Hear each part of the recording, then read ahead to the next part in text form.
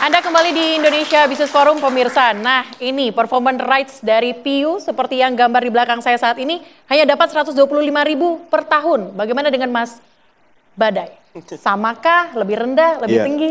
Kalau saya lebih tinggi sedikit lah. Berapa? 494.000. Per tahun? Per tahun. Itu laporannya 8 Agustus 2024 dari LMK. Jadi setiap tahun dapatnya segitu atau ada kenaikan? Rata-rata ini harus saya sampaikan bahwa rata-rata pendapatan performing rights, ya penagihannya itu menurut saya itu sangat kecil, sangat kecil. Jadi kita juga rata-rata hanya dapat ratusan ribu, kecuali pembayaran yang ditotalkan oleh collecting di bidang lain. Kan ada beberapa musisi kemarin yang menayangkan di sosial medianya bahwa wah ini dapat transferan dari LMK sekian puluh juta, sekian apa segala macam. Itu kan artinya ada beberapa koleksi yang digabungkan. Seperti? Ya misalkan digital, ya kan, lalu ada overseas, maksudnya di luar negeri. Terus udah gitu adalah ada pendapatan dari streaming platform dan lain-lain. Tapi kalau kita ambil dari performing rights, ini sangat kecil. Masuk akal nggak? 400 ribuan kalau tadi. Saya dilihat dari, ya saya bukan membanggakan lagu hit saya, tapi ini fakta.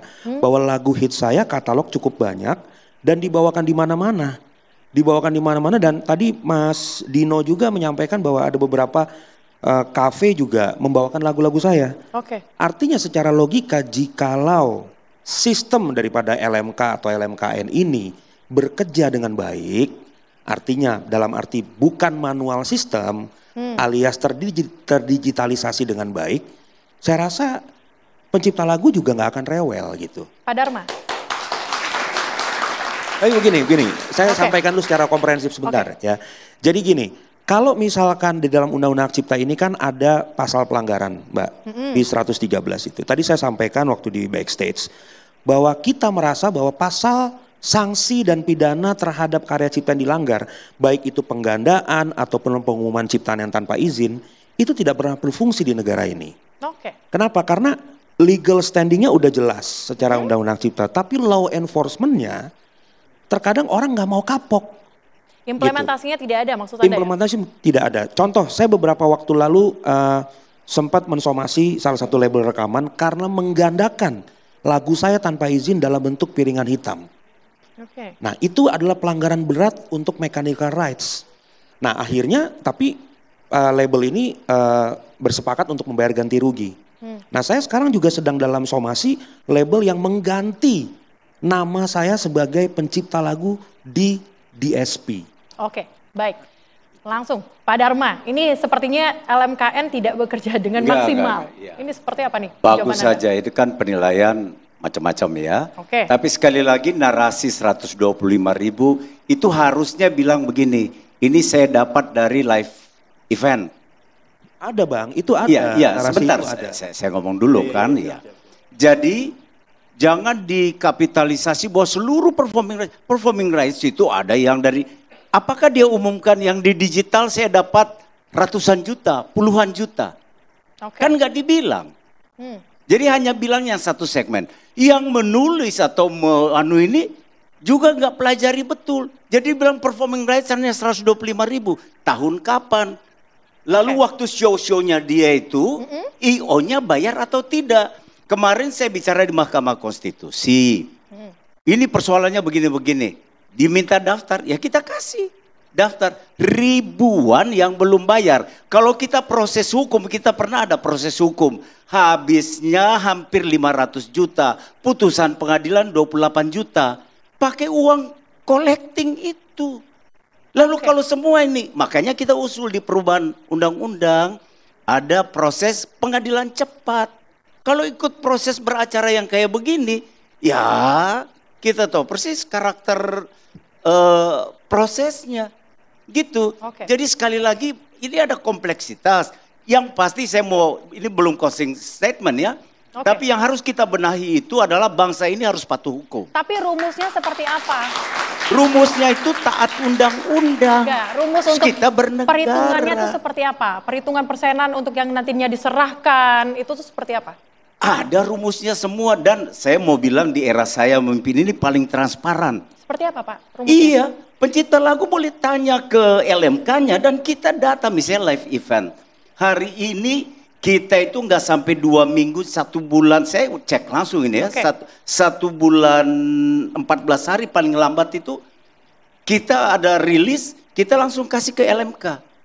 Karena yang punya kuasa kan LMK dengan masing-masing anggotanya. Oke. Nanti dia membagi ke mereka. Nah, ada yang bilang, kalau begitu langsung bagi dong. Kita setuju langsung bagi. Oke. Tapi ada yang cuma 60.000 biaya perbankan, ada yang cuma 20.000, biaya perbankan lebih besar. Mas Badai ada pertanyaan mungkin Gitu. kepada Nah, tapi ini kita Oke. kita berbenah untuk itu. Kita nggak Oke. bicara rigid begitu ya. Tapi ini karena ditanya.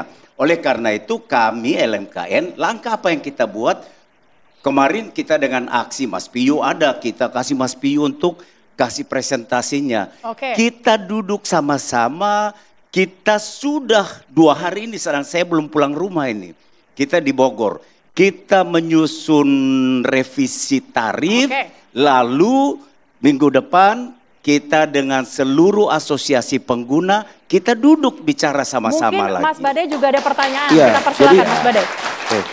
Jadi gini sebenarnya, kalau untuk kita bicara berapa yang harus dibayarkan sama outlet atau gerai atau restoran, bar segala macam. Kalau kami dari aksi, kami menyerahkan itu ke pihak LMKN. Artinya Dipercayakan saja. ya dipercayakan sepenuhnya? kepada LMKN karena kita juga sudah melaksanakan usulan. Ya kan seperti tadi Bung Dharma ngomong seperti itu kan. Kita udah melakukan usulan. Kita kan kemarin tuh melakukan usulan kalau dari live konser. Karena kan aksi kan POV-nya ini selalu dari live konser. Konser. Ya. Kita mengusulkan 2% yang kemarin tuh di keputusan Menteri 2016. Itu kita mau supaya diganti ke 10%. Nah 10% dari mana? Kita mau 10% itu dari kontrak artis. Bahwa artis bertanggung jawab untuk memasukkan 10% dari total dealingnya dia sebagai jaminan pembayaran kepada pencipta. Oke. Nah sekarang gini, yang menjadi kenyataannya adalah lisensi itu kan dilakukan dibayarnya belakangan Mbak. Ya setiap ada konser pasti lisensi itu dibayarnya belakangan. Kecuali mungkin konser-konser besar mungkin mereka nggak berani ya untuk bayar lisensi belakangan. Tapi rata-rata mostly bayar selalu belakangan. Nah karena belakangan yang dikorbankan itu komposer. Oke. Gitu. Karena kenapa yang dikorbankan komposer? Karena semua sudah terima pembayaran di situ. Makanya tadi yang Bung Dharma ngomong bahwa Bung Dharma kan melakukan penagihan itu kesulitan, ya kan? Eventnya banyak, kemudian mekanismenya juga begitu. Nah kami dari aksi ya sudah marilah kita digitalisasi saja semua ini. Oke, baik. Supaya semuanya serba transparan, akuntabel, real time dan transparan. Baik, saya mau ke Pak Agung. Pak Agung, tadi ada beberapa pelanggaran mungkin yang sudah disampaikan oleh Mas Badai yang dialami oleh para musisi. Kira-kira dari pelanggaran ini nanti akan seperti apa hukumannya? Ya, begini Mbak, kalau kita lihat di dalam ketentuan Undang-Undang Hak Cipta ya, pasal 95 ayat 4 itu mengatakan bahwa sebelum dilakukan tuntutan pidana, itu harus dilakukan mediasi lebih dulu.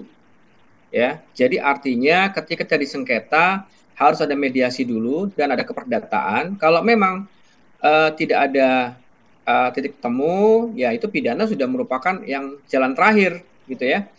Tapi tetap bahwa pidana ini bukan segala-galanya. Ya. Yang pertama harus ditempuh adalah mediasi dan kemudian ada jalur keperdataan yang harus ditempuh dulu, gitu Pak. Oke, Ya, berarti jadi mengedepankan mediasi begitu ya Pak? Karena pasal 95 ayat 4 sudah mengatakan demikian. Ya. Oke, Jadi kami jadi juga... ya, Oke. itu Mbak. Oke Pak, saya juga ingin membahas soal radio nih Pak. Karena beberapa dari pemilik kafe ini akan mengakalinya dengan memutar radio saja. Dengan pemikiran bahwa nantinya siaran radio inilah yang akan membayar royalti. Pandangan Anda Pak Agung, Anda sepakat dengan ide ini? Ya, sebenarnya gini Mbak, yang kalau sumbernya dari mana, apakah dari radio ataukah dari Spotify, ini kan polanya sama. Oke. Memperdengarkan musik untuk kepentingan komersial. Ya, nanti mungkin Pak Dharma akan bisa mengeksplor lagi menjawab hal ini, tapi yang jelas bahwa konsepnya adalah ketika memperdengarkan musik di ruang publik yang tujuannya untuk layanan publik berbasis komersial, kalau memang dia memperdengarkan musik, sumbernya kan bisa dari macam-macam nih. Bisa dari Spotify, dari radio gitu ya. Nah ini kan juga kita bisa melihat seperti itu. Nah tapi tadi yang saya jelaskan bahwa ada perbedaan tarif nih antara UMKM dengan yang bukan UMKM. Nah itu. Nah ini yang mungkin menjadi tugas dari LMKN untuk menyusun hal itu. Ada perbedaan-perbedaan tadi. Ya.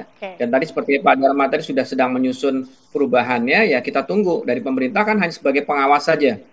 Kita mengawasi dan kita memberikan supervisi kira-kira seperti apa, oke, sesuai aturan ya itu bisa dijalankan. Oke. Yang jadi pertanyaan juga kalau misalnya kita lagi bikin hajatan terus menyanyikan lagu, kira-kira nanti apakah dikenakan royalti juga? Siapa yang kira-kira akan membayar? Kita akan bahas usai jeda.